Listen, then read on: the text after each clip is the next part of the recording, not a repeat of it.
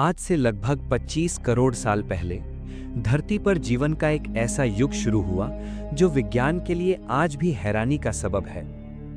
Dinosaur का युग। ये सिर्फ विशाल जानवर नहीं थे, बल्कि एवोल्यूशनरी सक्सेस का सबसे बड़ा एग्जाम्पल थे।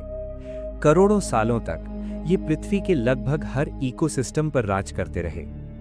डायनासोर ट्रायासिक, जुरासिक और क्रिटेशियस पीरियड में इवॉल्व हुए। इस दौरान धरती का भूगोल पूरी तरह बदल रहा था।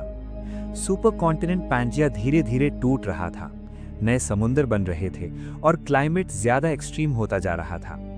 इन सब के बावजूद डायनासोर ने खुद को हर बदलाव के साथ अडेप्ट किया। कुछ शाकाहारी बने, कुछ मांसाहारी, कुछ जमीन पर राज करते रहे और कुछ आसमान में उड़ते रहे। साइंटिफिक रिकॉर्ड्स बताते हैं कि डायनासोर लगभग 160 मिलियन साल तक जिंदा रहे। ये समय अवधि इंसान की पूरी हिस्ट्री से कई गुना ज्यादा है। इसका मतलब ये है कि एक्सटिंक्शन से पहले तक डायनासोर प्रकृति के सबसे स्टेबल और सक्सेसफुल जीव थे। फिर लगभग 6.6 करोड़ साल पहले धरती के इतिहास का सबसे बड़ा बायोलॉजिकल क्राइसिस आया, क्रिटेशियस पेलियोजीन एक्सटिंक्शन इवेंट। इस घटना का सबसे मजबूत साइंटिफिक सबूत मेक्सिको के युकाटान पेनिनसुला में मिले चिक्सुलुप क्रेटर से मिलता है। विज्ञान के अनुसार लगभग 10 से 15 किलोमीटर चौड़ाई का एक एस्टेरॉयड, जो लगभग 70,000 किलोमीटर प्रति घंटे की गति से चल रहा था, धरती से टकराया। इस टकराव से उत्पन्न ऊर्जा अरबों एटॉमिक बॉम्ब्स के बराबर थी। टकराव के तुरंत बाद पूरी धरती पर भयानक भूगर्भीय और वायुमंडलीय प्रभाव पड़े। सुपर सुनामी उठे, भूकंप आए और आसमान में इतनी ज्यादा धूल और सल्फर चली गई कि सूरज की रोशनी धरती तक पहुंचना लगभग बंद हो गई। इस प्रक्रिया को विज्ञान इम्पैक्ट विंटर के नाम से जानता है। इस दौरान ग्लोबल टेम्परेचर अचानक गिर गया, फोटोसिंथेसिस लगभग रुक गई, जिसकी वजह से पौधे और फाइटोप्लैंक्टन मरने लगे। फूड चेन का बेस खत्म हो गया।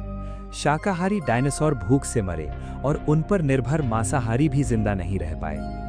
अंदाजा लगाया जाता है कि लगभग 75% प्रजातियां इस एक्सटिंक्शन इवेंट में खत्म हो गईं। ये एक्सटिंक्शन किसी एक ग्रुप तक सीमित नहीं थी।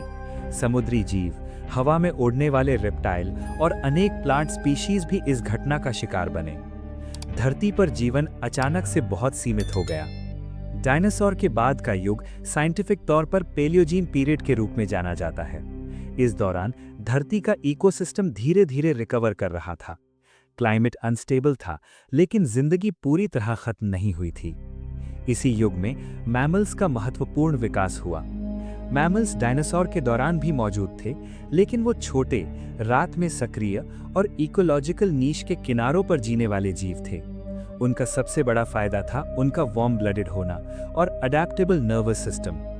डायनासोर के विलुप्त होने के बाद खाली पड़े इकोलॉजिकल नीशेस मैमल्स के लिए उपलब्ध हो गए। नेचुरल सिलेक्शन ने उन मैमल्स को फायदा दिया जो नए एनवायरनमेंट में जल्दी अडैप्ट कर सकें। धीरे धीरे मैमल्स के साइज, उनकी डाइवर्सिटी और उनके दिमाग का विकास होने लगा। लाखों सालों के एवोल्यूशन के बाद अफ्रीका में प्राइमेट्स का विकास हुआ। कुछ प्राइमेट्स पेड़ों पर रहना शुरू किया, जबकि कुछ जमीन पर आने लगे। क्लाइमेट चेंज और जंगल के सिमटने के कारण लगभग 60 से 70 लाख साल पहले कुछ होमिनिन स्पीशीज ने 2 पैरों पर चलना शुरू किया। बाइपेडल लोकोमोशन एक महत्वपूर्ण एवोल्यूशनरी बदलाव था। इससे हाथ आजाद हुए, जो टूल्स बनाने और उनका इस्तेमाल करने में मददगार साबित हुए। ऑस्ट्रेलोपिथिकस के बाद होमो हैबिलिस आया, जिसे पहला टूल मेकर माना जाता है। इसके बाद होमो इरेक्टस ने आग का नियंत्रण सीखा, अफ्रीका से बाहर माइग्रेट किया और ज्यादा कॉम्प्लेक्स सोशल बिहेवियर दिखाया। दिमाग का साइज धीरे धीरे बढ़ता गया। लगभग 3 लाख साल पहले होमो सेपियंस का विकास हुआ। इस प्रजाति की सबसे बड़ी विशेषता सिर्फ उनका दिमाग नहीं थी, बल्कि उनकी सिंबॉलिक थिंकिंग और लैंग्वेज डेवलप करने की क्षमता थी। इसी वजह से ज्ञान एक पीढ़ी से दूसरी पीढ़ी तक ट्रांसफर हो सका। साइंटिफिक तौर पर देखा जाए तो इंसान की सफलता का कारण शारीरिक ताकत नहीं, बल्कि कॉग्निटिव कोऑपरेशन है।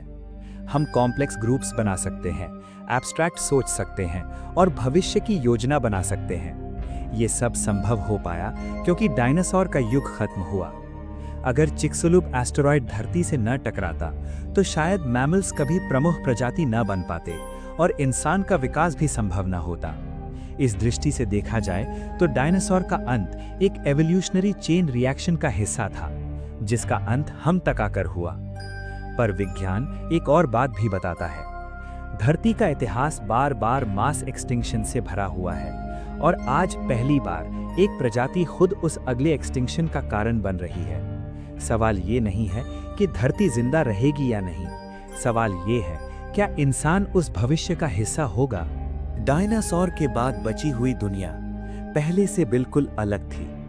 जंगल धीरे धीरे वापस आ रहे थे, समुद्र फिर से जीवन से भरने लगे थे और जमीन पर नए जीव नई पॉसिबिलिटीज के साथ उभर रहे थे।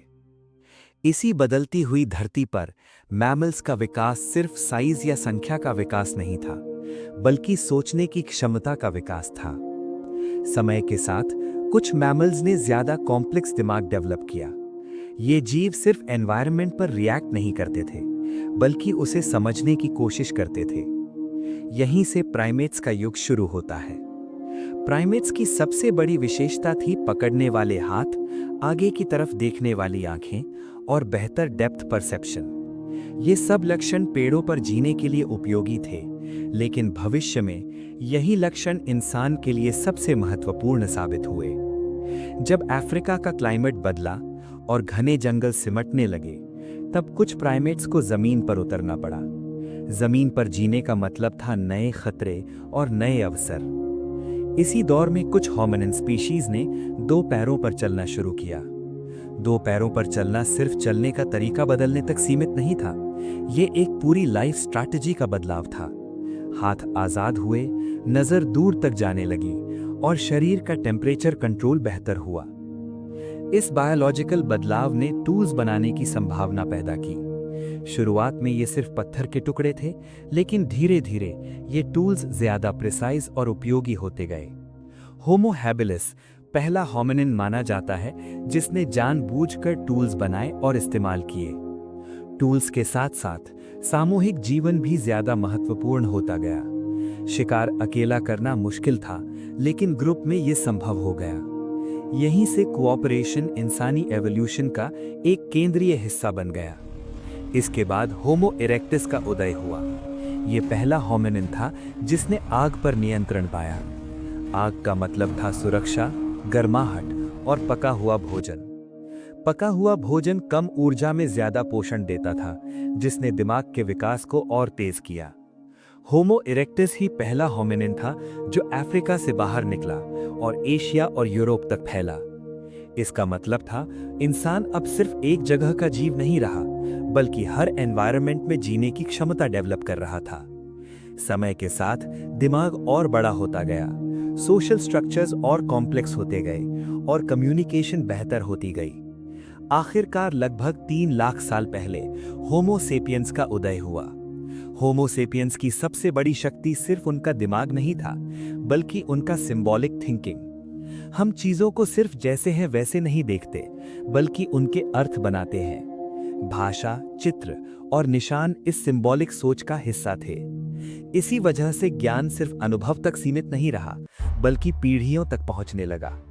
इंसान ने सीखा भविष्य के लिए योजना बनाना, पिछले अनुभव से सीखना और बिना देखे हुए खतरों को समझना।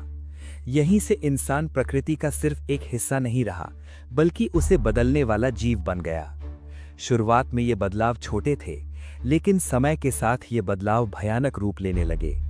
कृषि का विकास हुआ, बस्तियां बनी, शहर उभरे और सभ्यता का जन्म हुआ। इंसान ने धरती के चेहरे को बदलना शुरू कर दिया। जंगल कटे, नदियों का रुख बदला और अनेक प्रजातियां इंसान के फैलाव के साथ खत्म होती चली गईं। आज इंसान धरती का सबसे प्रभावशाली जीव है, लेकिन विज्ञान ये भी याद दिलाता है कि प्रकृति के नियम कभी बदले नहीं हैं। जो जीव एनवायरनमेंट से ज्यादा तेज बदलाव करता है, वो खुद खतरे में आ जाता है। इंसान की कहानी अभी खत्म नहीं हुई है, ये एक चलती हुई प्रक्रिया है, जिसमें अगला अध्याय हम खुद लिख रहे हैं। सवाल सिर्फ इतना है, क्या इंसान अपनी बुद्धि का इस्तेमाल अपने अस्तित्व को बचाने के लिए करेगा या फिर वही गलती दोहराएगा जो प्रकृति के इतिहास में पहले कई बार हो चुकी है।